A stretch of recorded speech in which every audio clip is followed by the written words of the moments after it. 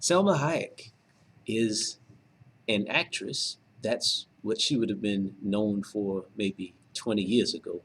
But as her career evolved, she also became a director and a producer. She's got some really nice production deals with NBC and other networks. So she's a power broker now. She started as an actress and then just kind of evolved into being able to run the whole show, which is what we all want.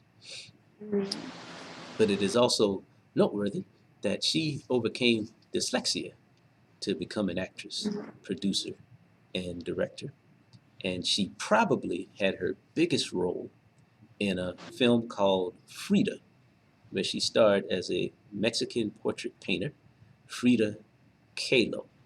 I did not know who Frida Kahlo was until I saw this movie. And Mm. representation matters because Selma Hayek is Mexican. So Yeah. she wanted to make a movie about a noteworthy Mexican that influenced her life. And she did it. She did it on her own terms. And she got nominated for an Oscar for it. So, and it was a departure from the types of roles she normally played. So that's a pretty bold step to take when you're kind of on your way up to say, I want to do one for my culture and make the kind of movie that I want to make and not just the kind of movies that y'all want me to be in. And then she Yeah. also co-produced that film, so that was big stuff. Now Oh yeah. she has a voice, a significant voice, and she uses it to speak out about violence against women and discrimination against immigrants. And she is also quite vocal about the mistreatment of women in the film industry, which I Mm. applaud because you take a risk when you do get a profile, a high profile, and you use that profile to say things that people kind of don't want you saying, but she did it. And are you familiar with Harvey Weinstein?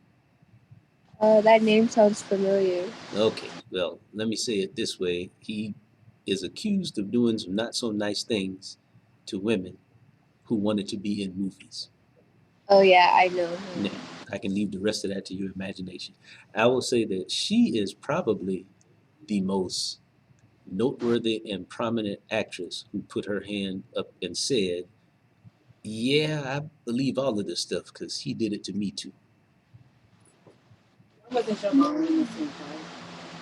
And I don't know where the tide turned in that whole situation and getting people to kind of pay attention and listen. But I know that her speaking up had to have some type of impact on bringing to light all of what people needed to know about and what needed to be shut down.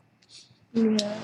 So I thank her for all of that. And she's the first entertainer that I'm honoring during Hispanic and Brazilian Heritage Month because it's not hard for us to know who the entertainers are. It's probably hard for us to know who the educators are and stuff like that. So that's why I started on the more unknown, more esoteric folks. Now we're Mm. moving towards some of the more popular folks, but I want to bring to light some things that they have done that they use their popularity to take some risks and some chances that hopefully will help and benefit people. Now, my wrap up question was to ask you what dyslexia was, because I didn't know. I didn't have a good definition for it until I sat down and wrote this. But now, do you know what it is? It's like when people mix up certain letters or numbers.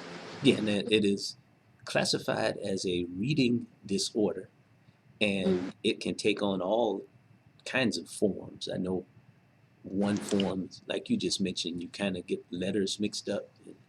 There's another form where you see the letters backwards. There's a form where you see the words backwards. There are lots Mhm. of different ways, but they all cause difficulty in reading. And if you think in terms of skills required for a career, reading is probably required in all of them. But in a film career, a film is always based on a script that you have to read in order to identify with the character that you're going to play and practice your lines. And a lot of times, your success in the film comes based on the accuracy with which you can deliver the lines of your character. So that's a pretty significant challenge, having dyslexia, if you're in that line of work and probably any other line of work. So when you can overcome a disorder like that and achieve, that's something to applaud. That's something that